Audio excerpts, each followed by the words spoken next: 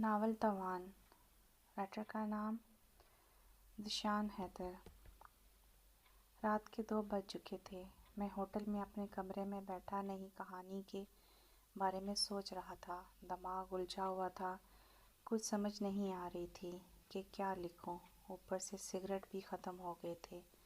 خود کو کوس رہا تھا کہ ایک کہانی کی تلاش میں اس قدر دور دراز جگہ کیوں پہنچ گیا کہ جہاں رات ہوتے ہی لوگ اپنے اپنے گھروں میں بند ہو جاتے ہیں۔ مارکیٹ جیسے سر شام ہی ویرانے کا منظر پیش کر رہی ہوتی ہے۔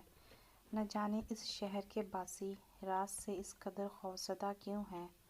ابھی میں یہ سوچ ہی رہا تھا کہ ساتھ والے کمرے سے زور زور سے ہنسنے اور باتیں کرنے کی آوازیں آنے لگیں۔ یہ سلسلہ جب آدھے گھنٹے تک یوں ہی چلتا رہا تو میرا صبر جواب دے گیا۔ میں اپنی جگہ سے اٹھا اور اس کمرے کے دروازے پر پہنچا۔ دروازے پر دستک دی اور بغیر کسی کا انتظار کیے بول پڑا، برائے مہربانی آواز دھیمی رکھیں، میں کام کر رہا ہوں۔ یہ کہہ کر میں فوراً اپنے کمرے میں چلا آیا۔ چند ہی منٹ گزرے تھے کہ میرے دروازے پر دستک ہوئی۔ میں نے دروازہ کھولا تو سامنے مرد اور عورت کھڑے تھے۔ دونوں نوجوان تھے۔ میں نے اندازہ لگایا یہاں کے میاں بیوی ہوں گے۔ ہیلو سر، میں سیم اور یہ میری بیوی ڈیانا ہے۔ ہم آپ سے معذرت کرنے آئے ہیں کہ ہماری وجہ سے آپ کو تکلیف ہوئی۔ وہ شخص بڑی شائستگی سے بولا، کوئی مسئلہ نہیں۔ میں نے زبردستی مسکراتے ہوئے کہا، دراصل ہم یہاں سیر و تفریح کے لیے آئے ہیں۔ یہ کہہ کر وہ چپ ہو گیا اور بغور مجھے دیکھنے لگ گیا۔ مجھے لگتا ہے میں نے کہیں آپ کو دیکھا ہے۔ رکیے، کہیں آپ وہ مشہور رائٹر تو نہیں ہیں جو جنوں اور بھوتوں پر لکھتے ہیں؟ اوہ سر، ہم دونوں آپ کے بہت بڑے مداح ہیں۔ اتنا کہتے ہوئے وہ دونوں بلا تکلف کمرے میں داخل ہو گئے۔ میں ہونکوں کی طرح انہیں داخل ہوتے دیکھتا ہی رہ گیا۔ آج کل کیا لکھ رہے ہیں آپ سر؟ اس نے صوفے پر بیٹھتے ہوئے کہا جبکہ اس کی بیوی عجیب نگاہوں سے ادھر ادھر دیکھے جا رہی تھی۔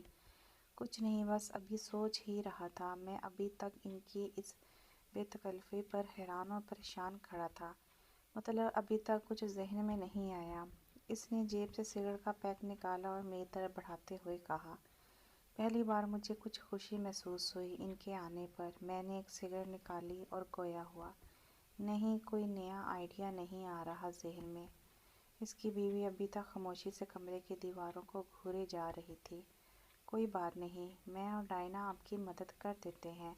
اس نے ڈائنا کی طرف دیکھا۔ شٹ اپ سیم، میں تمہارا نوکر نہیں ہوں کہ جیسا کہو ویسا کروں گی۔ تمہاری نوکر نہیں ہوں کہ جیسا تم کہو کہ ویسا کروں گی۔ وہ ایک دم سے آپے سے باہر ہو گئی۔ اس کی آنکھیں لال ہو رہی تھیں۔ میں اس کے لہجے پر ایک دم چونکا مگر سیم ویسے ہی آرام سے بیٹھا رہا۔ میری بیوی غصے کی ذرا تیز ہے، برا مت منائیے گا۔ مجھے سمجھ نہیں آ رہی تھی کہ میں کیا کروں۔ میں نے جو نگاہوں سے ڈائنا کی طرف دیکھا وہ اوپر چھت کو دیکھ کر منہ ہی منہ میں کچھ بڑبڑا رہی تھی۔ آپ کو پتہ ہے اس ہوٹل میں کئی قتل ہو چکے ہیں؟ کہتے ہیں 2 مرد اور 1 عورت ہیں جن کی روحیں یہاں بھٹک رہی ہیں۔ وہ لوگوں کو مار ڈالتے ہیں۔ کتنی فرسودہ اور دقیانوس بات ہے نا؟ وہ زوردار انداز میں ہنسا۔ مجھے اس کی ہنسی سے نہ جانے کیوں خوف آنے لگا۔ کسی کا اس طرح مذاق نہیں اڑاتے سیم، شرم آنی چاہیے تمہیں۔ اس کی بیوی شدید غصے میں بولی، ہاں تو یہ بھی کوئی بات ہے کہ 2 روحیں، ہا ہا ہا۔ وہ ایک بار پھر ہنسا۔ میں بت بنا ان دونوں کو تکے جا رہا تھا اور باقاعدہ ان سے خوف آنے لگا۔ سگریٹ بجھتا جا رہا تھا مگر مجھے اس کا بھی ہوش نہ تھا۔ آپ بتائیں سر، کیا آپ یقین کریں گے اس بات پر؟ وہ مجھ سے مخاطب ہوا۔ میں ابھی جواب بارے سوچ ہی رہا تھا کہ میری نظر ڈیانا پر پڑی۔ وہ سائڈ ٹیبل پر پڑی چھری سے کھیل رہی تھی اور ساتھ ہی مجھے گھورے جا رہی تھی جیسے میرے جواب کی منتظر ہو۔ میرا گلا خشک ہونے لگا۔ خود پر اس کی نظروں کی تاب نہ لاتے ہوئے میں نے سگریٹ پیک کی طرف دیکھا۔ سیم نے میرا ارادہ بھانپتے ہوئے ایک بار پھر پیک آگے کیا۔ پیک سے سگریٹ نکالتے ہوئے میرے ہاتھ کانپ رہے تھے۔ جب 2-3 بار کوشش کے باوجود سگریٹ نہ جلی تو سیم نے میرے ہاتھ سے لائٹر لیا اور جلا کر میرے آگے کر دیا۔ آپ تو کافی گھبرائے ہوئے لگتے ہیں۔ اس کے چہرے پر ایک پراسرار مسکراہٹ ابھری۔ میں بھیگی ہنسی ہنستے ہوئے بولا، نہیں ایسی تو کوئی بات نہیں۔ یہ کہتے ہوئے میں نے جو نگاہوں سے ڈائنا کو دیکھا وہ ابھی بھی اسی حالت میں بیٹھی مجھے گھور رہی تھی۔ میرے پورے جسم میں خوف کی ایک لہر دوڑ گئی۔ تم نے سیم کے سوال کا جواب نہیں دیا مسٹر ہارر رائٹر، اس نے ہارر رائٹر پر زور دیتے ہوئے جذبات سے عاری لہجے میں کہا۔ جی وہ سوال، میری آواز بیٹھنے لگی۔ میں نے گلا صاف کرتے ہوئے اپنی بات جاری رکھی۔ کیوں نہیں، میں یقین رکھتا ہوں ایسی باتوں پر ہو سکتی ہیں روحیں۔ مجھے خود سمجھ نہیں آ رہی تھی کہ میں جواب دے رہا تھا یا ڈائنا کو مطمئن کر رہا تھا۔ اچھی بات ہے آپ کے لیے۔ ڈائنا نے چھری جیسے ہی واپس ٹیبل پر رکھی، میں نے سکون کا ایک گہرا سانس لیا۔ مگر شاید یہ اس رات میں میرے لیے سکون کا آخری لمحہ تھا، یا پھر شاید زندگی کا۔ میں سگریٹ کے لمبے لمبے کش لے رہا تھا۔ اب جیسے ذہین بندے سے مجھے ایسے جواب کی توقع نہ تھی۔ مطلب کہانیاں لکھنے کا ایک الگ بات ہے اور یقین ہونا یا نہ ہونا ایک اور بات ہے۔ اس بار سیم کے لہجے میں پراسراریت اور دبا ہوا غصہ تھا، مگر حیرت انگیز طور پر اس نے اپنی آواز پہلے کی طرح پرسکون رکھی ہوئی تھی۔ جی آپ ٹھیک کہہ رہے ہیں، مگر میں نے ایک نظر ڈائنا پر ڈالی اور پھر واپس سیم کی طرف متوجہ ہوا۔ وہ صوفے سے غائب تھا۔ مجھ پر جیسے سبزہ طاری ہو گیا۔ میں اس کے تعاقب میں نظریں دوڑانے ہی والا تھا کہ مجھے اپنے کندھوں پر کسی کا بھاری ہاتھ محسوس ہوا۔ یکدم میں اپنی چیخ دباتے ہوئے پیچھے کی طرف مڑا۔ سیم کا پراسرار چہرہ میرے بالکل سامنے تھا۔ خیر چھوڑیں اس بات کو۔ دروازہ کھلنے کی آواز پر سیم نے اپنی بات روک دی۔ میں نے دروازے کی طرف دیکھا۔ ایک 6-7 سال کا بچہ کمرے میں داخل ہوا۔ نہ جانے کیوں مجھے اس بچے کے چہرے پر چھائی وحشت بھری سنجیدگی پر خوف محسوس ہوا۔ اوہ میں آپ کو بتانا بھول گیا، یہ میرا بیٹا ڈیوڈ ہے، یہ میری پہلی بیوی سے ہے، سیم نے اپنے بچے کی طرف اشارہ کرتے ہوئے کہا۔ وہ بچہ چپ چاپ ڈائنا کی طرف بڑھا۔ اس کے قریب پہنچ کے اس نے ڈائنا کا ہاتھ پکڑا اور عجیب سے لہجے میں اس کی طرف دیکھتے ہوئے بولا، ماما مجھے کھیلنا ہے۔ ابھی کھیلنے کا وقت نہیں آیا بیٹا۔ ڈائنا نے لفظ کھیلنے پر زور دیتے ہوئے میری طرف دیکھا۔ میرا دل چاہ رہا تھا کہ میں سامنے کھڑے سیم کو دھکا دوں اور دوڑتا ہوا کمرے سے نکل جاؤں۔ نہیں مجھے بس ابھی کھیلنا ہے۔ نہ جانے کیوں میں چاہ کر بھی اس بچے کی آنکھوں میں نہیں دیکھ پا رہا تھا۔ شاید ان آنکھوں میں عجیب سی درندگی تھی، جیسے میرے سامنے کوئی بچہ نہیں، ایک سائیکو سیریل کلر کھڑا ہو۔ او ڈائنا، اگر وہ بچہ ضد کر رہا ہے تو ابھی کے لیے اسے کچھ دے دو کھیلنے کے لیے، سیم نے نرمی سے کہا۔ ابھی کے لیے؟ میں نے سوچا۔ اچھا، ڈائنا نے روکھے لہجے میں کہا اور ادھر ادھر دیواروں میں کچھ ڈھونڈنا شروع کر دیا۔ نہ جانے دیواروں پر کیا ایک جگہ جا کر اس کی نگاہ ٹھہری، آنکھوں میں چمک پیدا ہوئی۔ میں نے اس کی طرف دیکھا تو دیوار پر ایک چھپکلی بیٹھی تھی۔ وہ دبے قدموں سے اس کے قریب پہنچی اور آن کے آن میں چھپکلی پر جھپٹی۔ وہ چھپکلی اب اس کے ہاتھ میں تھی جو اس نے ڈیوڈ کو پکڑا دی۔ سردی کے باوجود میں ماتھے پر پسینے کے قطرے محسوس کر رہا تھا۔ آئیں جب تک ڈیوڈ کھیلتا ہے ہم تھوڑی گپ شپ کر لیتے ہیں۔ سیم دوبارہ صوفے پر بیٹھا اور مجھے بھی بیٹھنے کا اشارہ کیا۔ بیٹھتے ہوئے میں نے ڈیوڈ کی طرف دیکھا۔ اس نے ایک ہاتھ میز پر پڑی چھپکلی پر رکھا ہوا تھا اور دوسرے ہاتھ میں وہی چھری اٹھا کر چھپکلی کو دیوانہ وار دیکھے جا رہا تھا۔ کاش یہ خواب ہو، میں نے دل ہی دل میں دعا کی۔ مگر یہ سب حقیقت تھی، ایک ہولناک حقیقت۔ آپ کو یاد ہے آپ کی کہانی میں آدم خور اپنے شکار کی انگلیاں، ہاتھ، پاؤں، ناک، کان اور زبان کاٹتے ہیں، مگر اس دوران وہ اپنے شکار کو زندہ رکھے ہوئے تھے اور اس کی درد بھری چیخیں سن کر خوش ہو رہے تھے۔ جی یاد ہے، میں مسلسل ہلکا رہا تھا۔ وہ سین بہت کمال کا تھا۔ ڈیوڈ کا سب سے پسندیدہ سین ہے وہ جسے بار بار پڑھتا ہے ڈیوڈ۔ میں نے خوفزدہ نظروں سے ڈیوڈ کو دیکھا۔ میرے سامنے جو منظر تھا اسے دیکھ کر میرے اوزان خطا ہو گئے، چکر آنے لگے۔ ڈیوڈ اس چھری سے چھپکلی کے ٹکڑے کرتا جاتا اور ہنستا جاتا۔ ساتھ کھڑی ڈائنا اسے داد دینے کے لیے تالیاں بجا رہی تھی۔ یہ دیکھیں، اس سین سے یہ کتنا متاثر ہے، سیم نے ہنستے ہوئے کہا۔ کاش میں بھاگ سکوں یہاں سے، میں بے بسی محسوس کر رہا تھا۔ اچھا یہ بتائیں، اگر آپ کے ساتھ ایسا ہو تو کیسا محسوس کریں گے؟ سیم نے دلچسپی سے پوچھا۔ کیا مطلب؟ میں اب مکمل طور پر اپنے ہوش گنوا بیٹھا تھا۔ ڈیوڈ اپنا کھیل مکمل کر چکا تھا۔ اس کے چہرے پر ایک شیطانی مسکراہٹ تھی۔ اب بس چپ ہو جاؤ سیم، مجھ سے اور انتظار نہیں ہو رہا، شروع کریں اب۔ وہ پتہ نہیں کیا کہہ رہی تھی۔ ماما مجھے کھیلنا ہے۔ ڈیوڈ کی آواز پر میں نے چونک کر دیکھا، وہ میری طرف انگلی سے اشارہ کر رہا تھا۔ اوہ میرے خدایا، میں نے آؤ دیکھا نہ تھا اور صوفے سے چھلانگ لگائے دروازے کی طرف دوڑا۔ اپنے پیچھے مجھے سیم کی دوڑنے کی آواز آئی۔ اسی لمحے دروازہ پار کرتے ہوئے میرا پاؤں پھسلا اور میں زمین پر آ گرا۔ اس سے پہلے کہ میں کھڑا ہوتا سیم نے مجھے دبوچ لیا۔ اپنے طاقتور ہاتھوں سے وہ مجھے گھسیٹتا ہوا واپس کمرے میں لے گیا۔ اس نے مجھے ایک کرسی پر پٹکا۔ اسی وقت ڈائنا بھاگ کر کمرے میں سے ایک رسی لے آئی۔ میں خود کو سیم کی مضبوط گرپ سے چھڑوانے کی بے سود کوشش کر رہا تھا۔ ڈائنا نے میرے بازو اور پاؤں کے گرد رسی لپیٹنا شروع کر دی۔ جب وہ مجھے باندھ چکے تو سیم واپس اپنی جگہ پر بیٹھ گیا اور ڈائنا ڈیوڈ کے ساتھ جا کھڑی ہوئی۔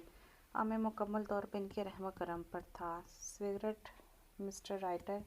سیم نے سگریٹ کا پیک اٹھاتے ہوئے کہا۔ اس کا لہجہ اب پہلے کی طرح نرم تھا۔ میں نے نفی میں سر ہلایا تو اس نے ایک سگریٹ اپنے لیے سلگائی۔ تو مسٹر رائٹر کیا بات کر رہے تھے ہم؟ اس نے سگریٹ کا ایک لمبا کش لیا اور کچھ سوچ کر بولا۔ ہاں میں اور ڈائنا کہانی ڈھونڈنے میں آپ کی مدد کرنا چاہ رہے تھے، مگر نہ جانے کیوں آپ نے بھاگنے کی کوشش کی۔ وہ ایسے کہہ رہا تھا جیسے کچھ ہوا ہی نہ تھا، جیسے میں پاگل تھا۔ تم لوگ چاہتے کیا ہو مجھ سے؟ میں جانتا تھا کہ اب مجھے اپنے حواس پر قابو پا کر ہی آگے چلنا ہوگا، اس لیے جتنا ہو سکا میں نے اپنا لہجہ اور آواز دونوں دھیمے رکھے۔ ہم زیادہ کچھ نہیں، بس آپ جیسے مشہور رائٹر کے ساتھ کچھ وقت گزارنا چاہتے ہیں۔ ڈیوڈ آپ کے ساتھ کھیلنا چاہتا ہے، مگر اس سے پہلے میں آپ کو ایک کہانی سنانا چاہتا ہوں جو آپ کے آنے والے ناول کے لیے بہت مددگار ثابت ہوگی۔ سیم نے سگریٹ کا دھواں فضا میں اڑاتے ہوئے کہا۔ ڈیوڈ کے ذکر پر میں نے ہمت کرتے ہوئے جوڑ نگاہوں سے اس کی طرف دیکھا۔ اس کی وہی وحشت ناک نگاہیں مجھ پر ایسے جمی ہوئی تھی جیسے ایک بھوکا شیر للچائی ہوئی نظروں سے اپنے بے بس شکار کو دیکھتا ہے۔ میں نے ایک لمحے کو اپنی آنکھیں بند کی اور پھر نیچے دیکھنا شروع کر دیا۔ سنو گے نا سیم کی کہانی مسٹر رائٹر؟ ڈائنا نے اپنی ازلی جذبات سے عاری لہجے میں پوچھا۔ سنوں گا، میں نے ویسے ہی نظریں جھکائے جواب دیا۔ میرے پاس اور کوئی راستہ بھی نہ تھا۔ اس طرح شاید مجھے اپنا لائحہ عمل تیار کرنے کے لیے کچھ وقت بھی مل جاتا۔ ارے آپ تو ایسے جواب دیا ہے جیسے ہم آپ پر اپنی کہانی زبردستی مسلط کرنا چاہتے ہیں۔ ایسے تو مزہ نہیں آئے گا، ذرا مسکرا کر کہیے نا۔ سیم کا لہجہ ایسے تھا جیسے وہ کسی بچے کو بہلا رہا ہو۔ نہیں، ایسی کوئی بات نہیں ہے، میں اپنی مرضی سے سننا چاہ رہا ہوں۔ میں نے ہونٹ ٹیڑھے کر کے مسکرانے کی کوشش کی۔ یہ ہوئی نا بات، سیم نے مجھے داد دیتے ہوئے کہا۔ چلیں اب کہانی شروع کرتے ہیں، پھر ڈیوڈ نے کھیلنا بھی تو ہے اور اس سے اتنا صبر بھی نہیں ہوتا۔ سیم ڈیوڈ کی طرف دیکھتے ہوئے اپنی جگہ پر کھڑا ہوا اور کھڑکی کے پاس پہنچ گیا۔ ایک دفعہ کا ذکر ہے، ایک گھر میں بچہ پیدا ہوا۔ کہا جاتا ہے اس کے پیدائش کے دن اس علاقے میں تمام پھول مرجھا گئے۔ پھر جیسے جیسے وہ بڑا ہوتا گیا، درخت خشک ہوتے گئے، پرندے ہجرت کرنے لگے، پورے علاقے پر وحشت کا سایہ چھانے لگا۔ اس کی ماں اس سے خوف کھانے لگی کیونکہ بظاہر نارمل نظر آنے والے اس بچے میں کچھ ایسی دہشت تھی کہ کوئی بھی زیادہ دیر تک اس کی آنکھوں میں نہ دیکھ سکتا۔ شاید اس کے ڈی این اے میں کوئی خرابی تھی جس کے باعث جوں جوں وہ بڑا ہوتا گیا اس کے اندر درندگی بڑھتی گئی۔ اس کا باپ گھر چھوڑ کر بھاگ گیا، وہ اب ماں کے ساتھ اکیلا تھا۔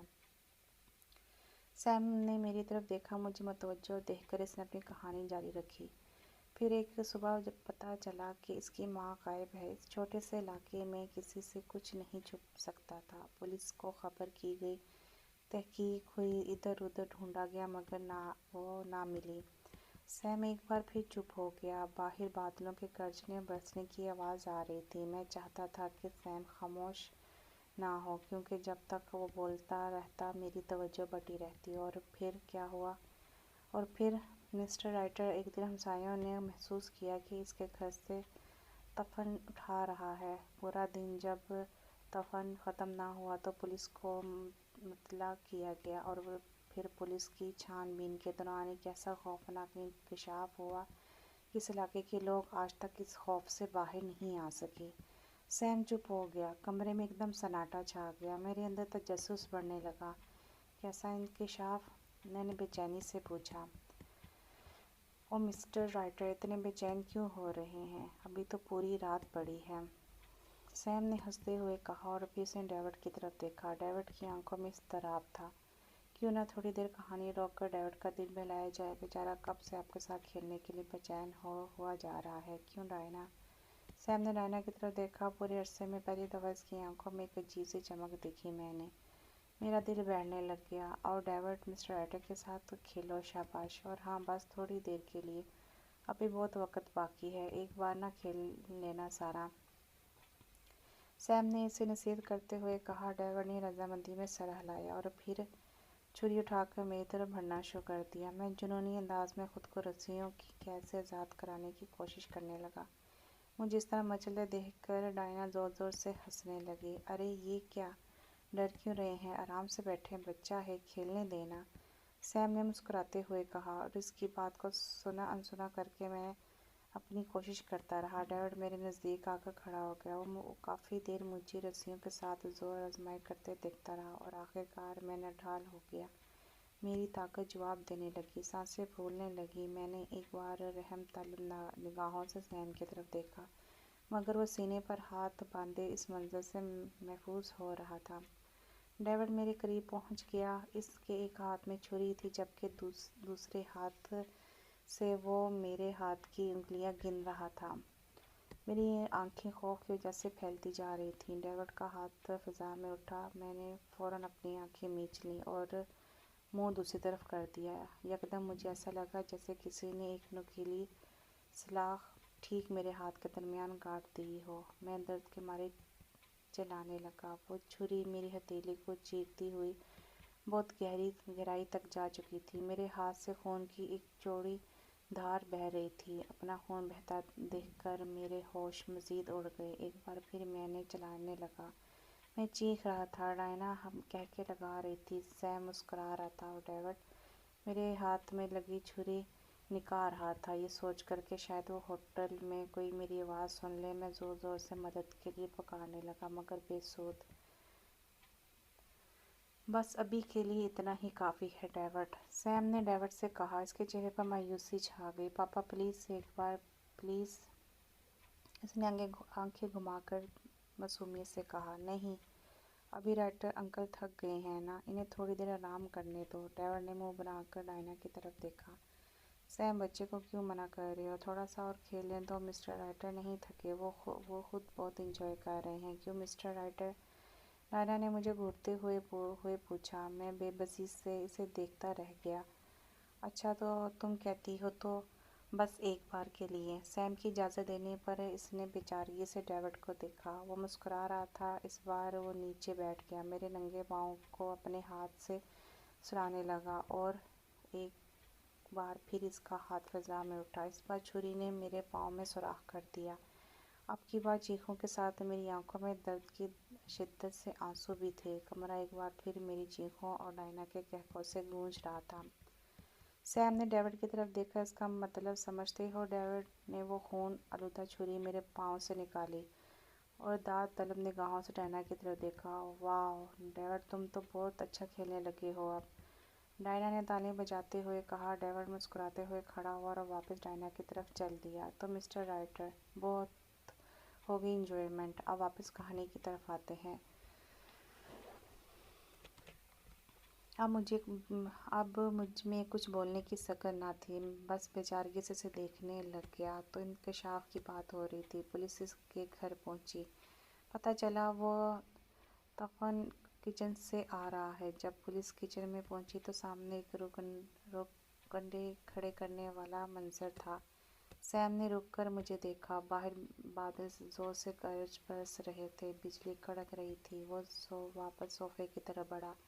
मेज़ पर पड़ा सिगरेट का पैक उठाया, एक सिगरेट निकाली, इसे सुलगा कर मेरी तरफ बढ़ाया। लगता है आपको सिगरेट की सख्त ज़रूरत है। वैसे ऐसे मौसम और इस कदर खूबसूरत लम्हात में एक सिगरेट तो बनती ही है। मुझे वाकई सिगरेट की तलब हो रही थी। इसने सिगरेट सुलगाया और मेरे होंठों में दबा दिया। फिर अपने लिए एक सिगरेट जलाकर वापस सोफे पर जा बैठा। किचन में फर्श पर खून ही खून था। सामने मेज़ पर तेज़ धार छुरी और टोके पड़े हुए थे। जब फ्रिज खोला गया तो इसमें इस बच्चे की माँ का सर एक तरफ पड़ा था, जबकि दूसरी तरफ हाथ और पाँव पड़े थे। बाकी जिस्म गायब था। ये मंजर देखकर पुलिस एहलकारों के होश उड़ गए। मज़ीद तलाशने पर जिस्म के बाकी हिस्से भी मिल गए, कुछ बर्तनों में, कुछ थैलियों में। सैम ने एक लंबा कश लेने के लिए वक्फा लिया। ये कहानी जो आगे बढ़ती जा रही थी, मैं अपने ज़ख्म और दर्द भूलता जा रहा था। बस हैरत से इसे देखते जा रहा था। मुझे समझ नहीं आ रही थी ये क्या हो रहा है मेरे साथ। सैम की कहानी कहाँ से लाया वो। इसे मेरी तरफ देखा। मेरी सिगरेट ख़त्म होती देख मेरे नज़दीक आया। उसने सिगरेट का टुकड़ा, जो क्या महज फ़िल्टर ही था, मेरे होंठों से निकाला और नीचे फेंक दिया। फिर मेरे गाल थपथपाते हुए बोला, क्यों मिस्टर राइटर, दिलचस्प है ना मेरी कहानी, और भयानक भी। मेरे पास कोई जवाब न था। अगर होता तो बोलने का हौसला नहीं था। मैंने सर झुका लिया। फिर मिस्टर राइटर, इस बच्चे को ढूंढने की कोशिश की गई, मगर वो बच्चा कहीं ना मिला। काफ़ी अरसे बाद पुलिस कोशिश करती रही, मगर इससे जैसे ज़मीन निकल गई या आसमान खा गया। बिलाखिर थक हार वो केस बंद कर दिया गया, मगर इसके साए आज तक भी अहले इलाका को खौफजदा किए हुए हैं। सैम ने खला में घूरते हुए कहा, फिर एकदम मेरे चेहरे की तरफ गौर से देखा और पूछा, वैसे आपको क्या लगता है कहाँ होगा वो? मैंने महज नफ़ी में सर हिलाया। ओह, तो आपको मालूम नहीं कि वो कहाँ होगा? इसका लहजा इस बार तंज़िया था। सैम, तुम बताओ ना ज़रा मिस्टर राइटर को कि वो कहाँ गया। डायना के लहजे में हकारत थी। वो बच्चा वहाँ से भागकर कहीं दूर चला गया था, जहाँ इस तक किसी की पहुँच मुमकिन ही ना थी, जहाँ इसे कोई नहीं जानता था। वो काफ़ी अर्सा यूं ही एक इलाके से दूसरे इलाके से फिरता रहा। हर इलाके में 3-4 शिकार करता, और फिर जब इसे महसूस होता कि वो नज़र में आने वाला है, तब भाग जाता। सैम ने एक बार फिर रुककर मेरी तरफ देखा, जिससे मेरा चेहरा पढ़ने की कोशिश कर रहा हो। फिर पता है क्या हुआ मिस्टर राइटर? जूं वो बड़ा होता गया, इस भाग दौड़ से थकता गया। इसने सोचा क्यों ना कोई ऐसा बाइज़्ज़त प्रोफेशन बनाया जाए कि लोगों का कभी इस पर शक ही न जाए। बिलाखिर इसके ज़हन में एक तरकीब आई। इसने मुकामी रसायल और अखबारों में कहानियाँ लिखना शुरू कर दी। अनपढ़ ज़रूर था, मगर ज़हीन भला का था। कुछ ही अरसे में वो आपकी तरह काफ़ी मशहूर हो गया। इसके मदहों की तादाद लाखों तक जा पहुंची। दुनिया भर में इसके नावल पढ़े जाने लगे। इस तरह इसको 2 फ़ायदे हुए। एक तो फिर कभी इस पर किसी ने शक नहीं किया गया। दूसरा, इसके शिकार खुद चलकर इसके पास पहुंचते। मेरा मतलब इसके मदह। सैम का इस बार का वक़फ़ा काफ़ी लंबा था। मैं हैरत के समंदर में गोतागंज इसे देखे जा रहा था। ये कहानी, सैम का इससे क्या ताल्लुक़? बहुत से सवालात थे जिनके कोई जवाबात ना थे। इसका नाम जानना चाहेंगे मिस्टर राइटर? सैम ने मेरी आंखों में आंखें डालते हुए कहा। मैं नज़रें नीची कर लीं। इसका नाम है रिचर्ड ब्रेक। जी हाँ, मशहूर horror writer Richard break. Sam खामोश हो गया। मेरी नज़रें झुकी ही रहीं। जी हाँ मिस्टर राइटर, वो बच्चा कोई और नहीं, तुम थे। Richard break. डायना चलाई। मैं खामोश रहा। मुझे रफ्ता रफ्ता वो तमाम शिकार याद आने लगे। शायद अब तक मैं 100 से ज़्यादा लोगों का शिकार कर चुका था। मिस्टर रिचर्ड ब्रेक कहाँ खो गए? यकीनन सोच रहे होंगे कि आज तक तुम बड़ी कामयाबी से छुपे रहे। दुनिया के सामने तुम एक मारूफ लिखारी और बेहतरीन इंसान हो। पसे पर्दा एक आदमखोर दरिंदे हो। तुम्हारा हकीकी रूप सिवाय तुम्हारे कोई नहीं जानता, तो हमें कैसे पता? मेरी तवज्जो एक बार फिर अपने सवालों पर मजबूर हुई। सैम कौन था? इसे ये सब कैसे पता? मैं अपने तय इंतहाई चालाकी से सारा खेल खेल रहा था। जब से इलाका छोड़ा था, तब से आज तक मैं वाज़ह तौर पर किसी की भी नज़र में नहीं आया था। अब तो मेरा एक नाम था, एक मुकाम और एक रुतबा था। मेरे ऊपर हाथ डालना तो दूर की बात, कभी पुलिस या कोई भी शक तक नहीं कर सकता था। फिर सैम, बोलो मिस्टर राइटर, जवाब दो, क्या सोच रहे हो? سیم کا لہجہ اب تبدیل ہو چکا تھا، نرمی کی جگہ سختی لے چکی تھی۔ اب مجھے اس کی آنکھوں میں بھی خون نظر آنے لگا تھا۔ کون ہو تم؟ میں نے ہامتے ہوئے پوچھا۔ میں کون ہوں جاننا چاہتے ہو؟ میں نے آستگی سے سر ہلایا۔ پاپا مجھے کھیلنا ہے۔ اس سے پہلے کہ سیم کچھ بولتا ڈیوڈ بول پڑا۔ مجھے ایک بار پھر اپنے درد کا احساس ہونے لگا۔ ڈیوڈ کا بولنا ہی میرے لیے اذیت ناک تھا۔ سیم، اب ڈیوڈ کو موقع دو، کب سے وہ بیچارہ انتظار کر رہا ہے، اور مجھے یقین ہے کہ مسٹر رچرڈ بھی بور ہونے لگے ہیں۔ ڈائنا نے اپنے دائمی سرد لہجے میں سیم کو مخاطب کیا۔ ہاں، لگتا ہے مسٹر رائٹر بھی میری کہانی سے بور ہونے لگے ہیں، اس لیے اب کی بار کھیل کو مزید دلچسپ ہونا چاہیے۔ سیم نے آنکھوں ہی آنکھوں میں ڈائنا کو کچھ اشارہ کیا۔ وہ کمرے سے باہر چلے گی۔ جب واپس آئی تو اس کے ہاتھ میں ایک بریف کیس تھا۔ اس نے وہ بریف کیس میز پر رکھا۔ جب وہ کھولا تو میرے ہوش اڑ گئے۔ اس کے اندر طرح طرح کے اوزار تھے، آری، پیچ کس، ٹوکا، کھادا، تار، ڈرل مشین، ہتھوڑا، نہ جانے کیا کیا کچھ تھا۔ میرا رنگ پیلا پڑنے لگا۔ میرا دل چاہا کہ یا تو یہ رسی خود بخود کھل جائے اور میں بھاگ جاؤں، یا پھر مجھے ابھی موت آ جائے۔ ڈیوڈ، ان میں سے اپنی مرضی کا اوزار اٹھاؤ، لیکن یاد رہے کہ اس بار رائٹر انکل کو خوب انجوائے کروانا ہے۔ سیم نے ڈیوڈ کو مخاطب کیا۔ جی پاپا۔ ڈیوڈ کی جیسے لاٹری نکل پڑی۔ وہ دوڑتا ہوا بریف کیس کے پاس پہنچا، ترتیب سے پڑے ہتھیاروں کو غور سے دیکھنے لگا۔ پھر ایک جگہ جا کر اس کی آنکھیں چمکیں۔ اس نے ہاتھ بڑھایا۔ ایک نسبتاً چھوٹے سائز کی چمکتی ہوئی تیز دھار آری اس کے ہاتھ میں تھی۔ شاید یہ ڈیوڈ کے لیے ہی بنوائی گئی تھی۔ وہ آری اٹھا کر میری طرف بڑھنے لگا۔ میں نے خود کو آزاد کرانے کی ایک آخری کوشش کی، ہاتھ پاؤں ہلانے لگا، مگر بے سود۔ نڈال پہلے ہی تھا، اوپر سے خون بہنے کی وجہ سے اب کمزوری بھی محسوس ہونے لگی۔ ڈیوڈ میرے نزدیک پہنچ چکا تھا، اب کہ اس کی نظر میرے چہرے پہ تھی۔ ایک ہاتھ میں آری تھی، دوسرے ہاتھ سے وہ میرا بایاں کان سلہانے لگا۔ میں چلانا چاہتا تھا، لوگوں کو مدد کے لیے بلانا چاہتا تھا، مگر میری آواز حلق میں ہی دبی رہی۔ ڈیوڈ نے میرے کان پر آری چلانا شروع کر دی۔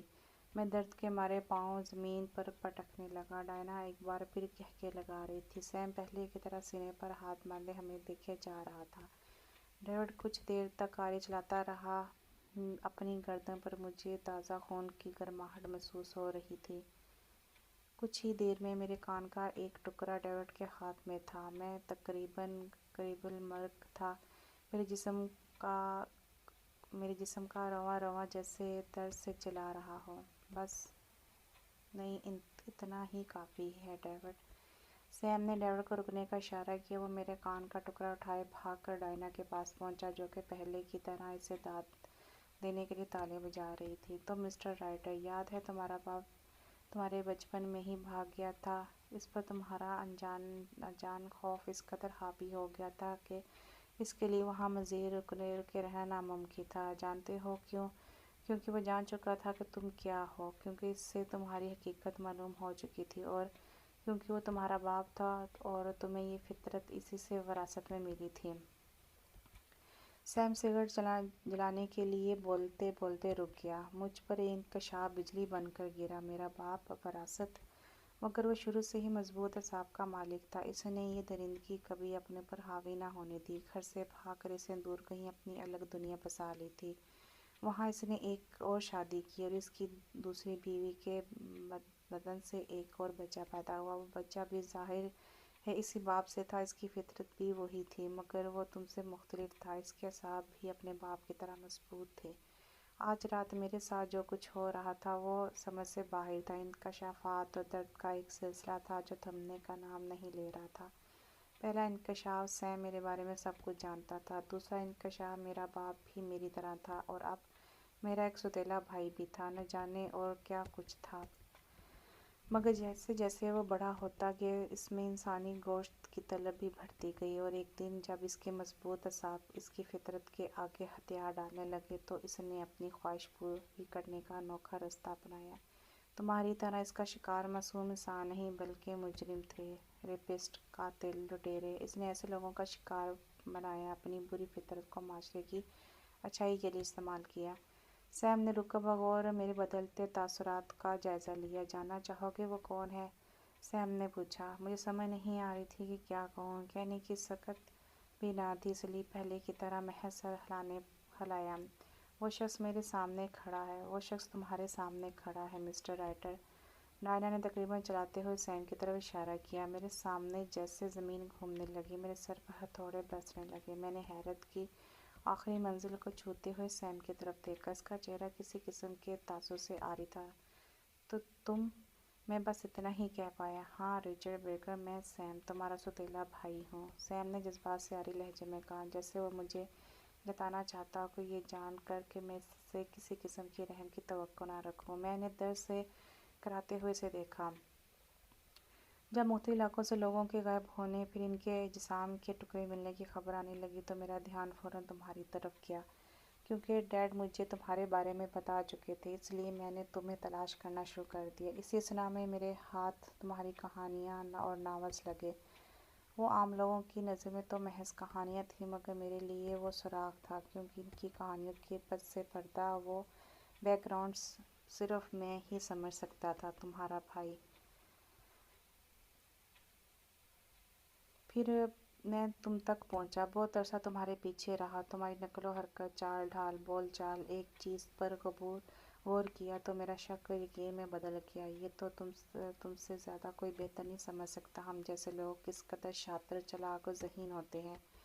سیم خاموش ہو گیا۔ بارش بھی رک چکی تھی، مگر میرے اندر جیسے آندھیاں چل رہی تھیں۔ یہ سب مکمل طور پر غیر یقینی تھا میرے لیے، اتنا ہی جتنا میرے حفظ تھا۔ تو اب میں ہمت کر کے بولا، اب مسٹر رائٹر، وقت آ چکا ہے قدرت کے انتقام کا، اس دھرتی کو تمہارے ناپاک وجود سے پاک کرنے کا۔ اتنا کہہ کر سیم میری طرف بڑھا۔ میں اپنی تمام تر کھچی انرجی استعمال کرتے ہوئے چلانے لگا۔ سیم میرے پاس پہنچ چکا تھا۔ اس نے اپنے آہنی ہاتھوں سے اس طرح میرے گلا دبانے کہ میرا منہ کھلا رہ گیا۔ دوسرا ہاتھ اس نے میرے منہ میں ڈالا۔ اس کے ہاتھ میں میری زبان آ گئی۔ ایک زوردار جھٹکا، میرے منہ سے خون کے پھوارے نکلنے لگے۔ اب میری چیخنے چلانے کی صلاحیت بھی ختم ہو چکی تھی۔ سیم نے ڈائنا کو اشارہ کیا۔ وہ بریف کیس سے پیچ کس نکال کر میری طرف بڑھی۔